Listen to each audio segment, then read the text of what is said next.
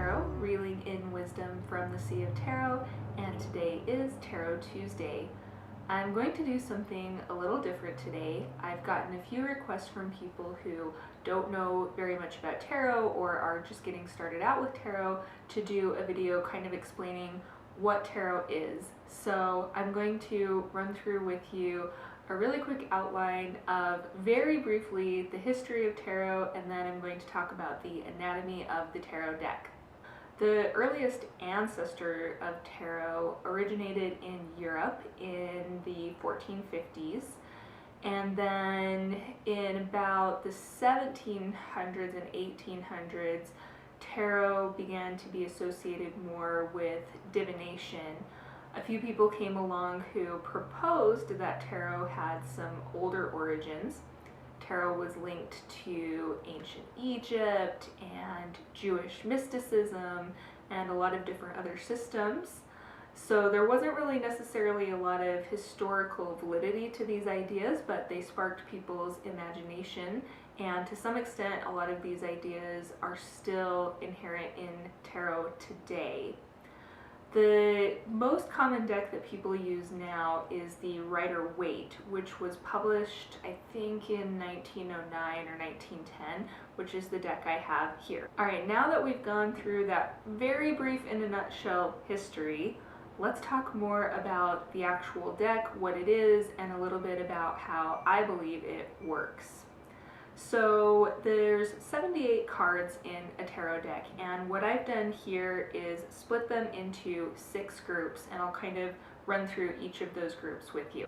The first section, and this is the one you'll probably hear the most about in general, are the 22 cards in the Major Arcana. These are kind of the heart of the tarot deck.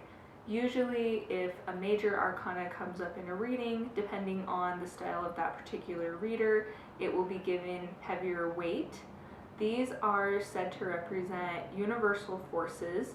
They're things that we all recognize and that we all encounter at some point in our lives. So that's the major arcana, and then we have what's known as the minor arcana, which is the rest of the cards in the deck, and those are split up into 4 suits: swords, cups, pentacles, and wands. So I'll give you a quick run through of each of those suits. Swords represent generally the mental realm, and most people associate swords with the element of air. So swords cards are all about intellect, analytical thinking, that type of thing.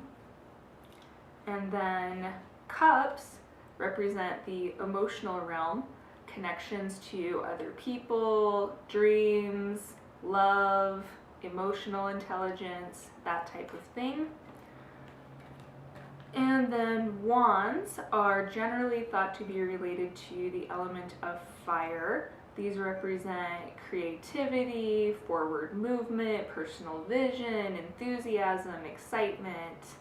And then we have pentacles, which are generally associated with the element of earth. So these represent the worldly realm, material things, work, finances, stability, and so forth. And then the last group I have here are the court cards.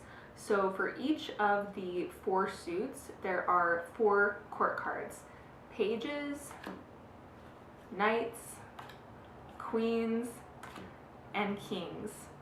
So the court cards are generally thought to represent different types of personalities and different approaches to life.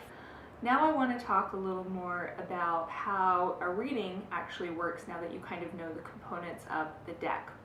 So when I do a reading, I lay the cards out in what is known as a spread. Basically, that means the cards are laid out in a certain number of cards, and each position has a predetermined assigned meaning. So one of the most famous spreads is the Celtic Cross, which I use sometimes, and I also, when I do readings for clients, generally I will custom create a spread based on the situation of that client. One of the things that drew me to tarot in the first place is this kind of storytelling aspect, As you can tell, it's definitely an art, not a science. So then you might ask, how does it work? How does someone find meaning in these randomly generated cards that come up in these random spread positions? Everyone has a different opinion on this, and the short answer is, I don't know. I think that how a reading works is through a concept called synchronicity. So this is something that Carl Jung came up with, and the general idea of synchronicity is a meaningful coincidence.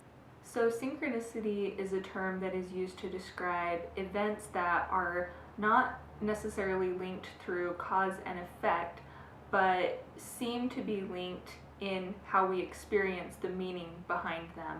For example, when you are thinking about a friend that you haven't talked to in a long time, and then the next day that person calls you. So there you have it, the anatomy of tarot and how tarot works according to Carrie in a nutshell. Right now I am available for readings through email. I also will go back to doing some of the Dear Tarot Tuesday where I do the live readings on video. You can expect to see more of those. Make sure to subscribe to my YouTube channel and visit my website, and I will catch you next time.